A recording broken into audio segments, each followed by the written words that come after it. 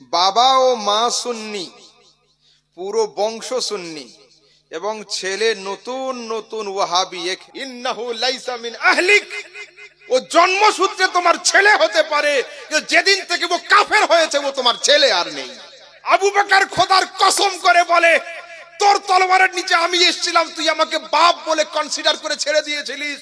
খোদার কসম করে বলি, মুস্তাফার দুশমন হিসাবে যদি তুই আমার তলোয়ারের নিচে আসতি, আমি ছেলে বলে তোকে ছাড়তাম না, দুশমনের রাসূল বলে আমি তোকে দু টুকরো করে দিতাম। প্রশ্ন হচ্ছে, বাবা ও মা সুন্নি, পুরো বংশ সুন্নি, এবং ছেলে নতুন নতুন ওয়াহাবি, এক্ষেত্রে কি করণীয়? দেখুন, দোষ কিন্তু আমাদের, মানতে হবে। কিভাবে? পিতা মাতা,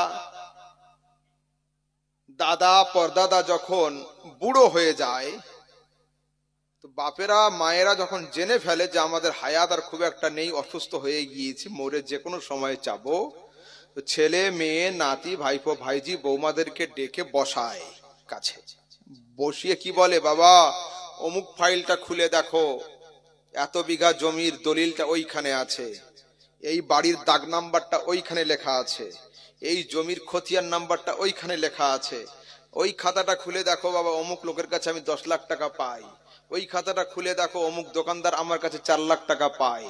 আমরা হিসাবপত্র বুঝিয়ে দিই, তাই না? যেন চলে যাওয়ার পরে ছেলে মেয়ে সমস্যায় না পড়ে। তো আপনি তো দুনিয়ার দলিল তো বুঝিয়ে দিলেন, আপনি যখন বুড়ো হলেন, মরে যাওয়ার সময় আসলো, আপনার ছেলে মেয়েকে কোন সময় ডেকে ইসলামের দলিল, আহলে সুন্নাতের খতিয়ান নাম্বার, মাসলাকে আলা হযরতের দাগ নাম্বার কি বুঝিয়ে দিয়েছেন? দিয়েছেন? না না না, এটা আমরা কোনোদিন করি না।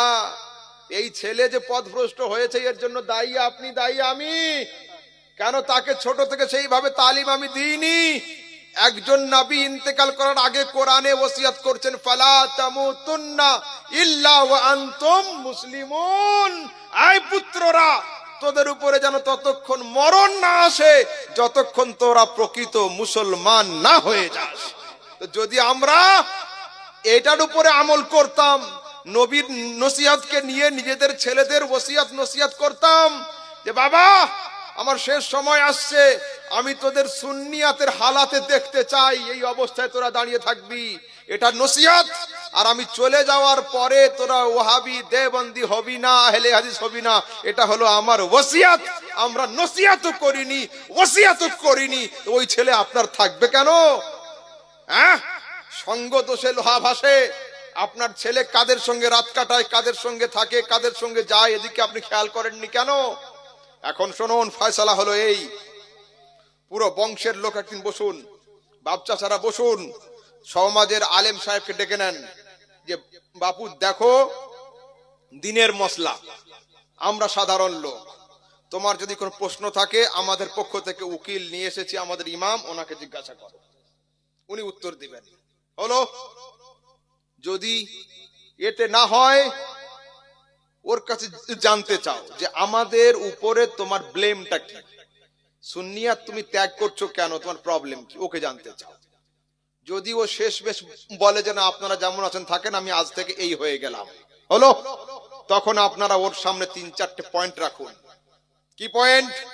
1 নাম্বার পয়েন্ট রাখুন যে একদল লোক তারা লিখেছে যে আমাদের হাতের লাঠি কুকুর মারাতে সাহায্য হয়, কিন্তু নবীর দ্বারায় নাউজুবিল্লাহ এতটুকু সাহায্য হবে না। এই আকীদার উপরে তোমার কি বক্তব্য আছে বলো?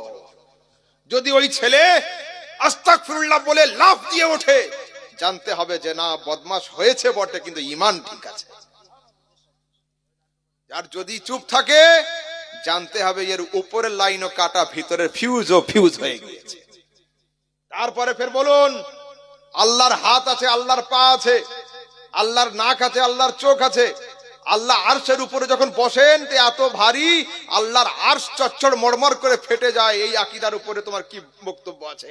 যদি ছেলে লাফিয়ে ওঠে, জানতে হবে যে না, ছেলের ভিতরের ঈমান এখনো ঠিক আছে, উপরে শয়তানি ঘুণ ধরেছে, ভিতরে ঠিক আছে।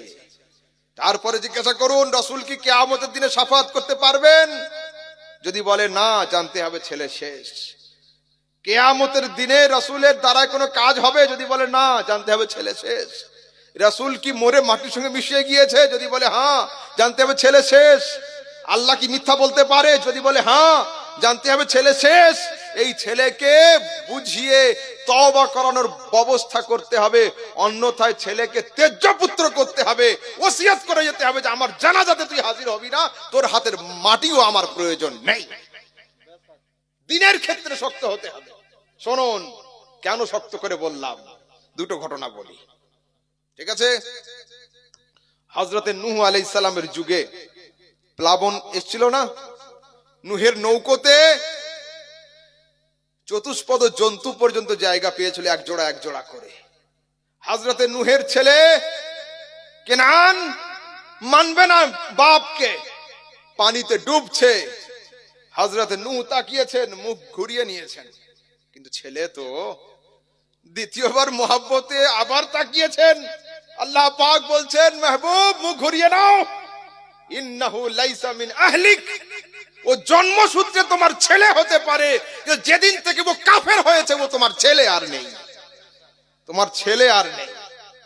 আরেকটা ঘটনা, হযরতে আবু বকর সিদ্দিক আগে ঈমান এনেছেন, আর আবু বকর সিদ্দিকের ছেলে কি নাম, হযরতে আব্দুর রহমান হলো, উনি ছিলেন কাফেরদের পক্ষে। তো যেদিন উনি রাসূলের হাতে হাত দিয়ে ছেলে ঈমান আনছে, কার কাছে? বাপের পীরের হাতে। কি খুশি! রাসূল হলেন বাপের পীর, আবু বকরের পীর, আর ছেলে আজকের ঈমান নিয়ে আসছে রাসূলের দরবারে। ঈমান আনার কাজ কমপ্লিট হয়ে যাওয়ার পরে হযরতে আব্দুর রহমান আবু বকর সিদ্দিককে জড়িয়ে ধরে ঝরঝর করে কান্না করছে, বলছে, আব্বা, অমুক যুদ্ধে তুমি লড়ছিলে নবীর পক্ষ থেকে, আমি লড়ছিলাম কাফেরদের পক্ষ থেকে। একবার তুমি ঘোড়া থেকে পড়ে গিয়েছিলে, আমার তলোয়ারের নিচেই ছিলে, আমি তলোয়ারকে মারতে গিয়ে তোমার দিকে তাকিয়ে তলোয়ার ঘুরিয়ে নিয়ে চলে গিয়েছিলাম। কেন? তুমি বাপ মোহাব্বত এসেছিল।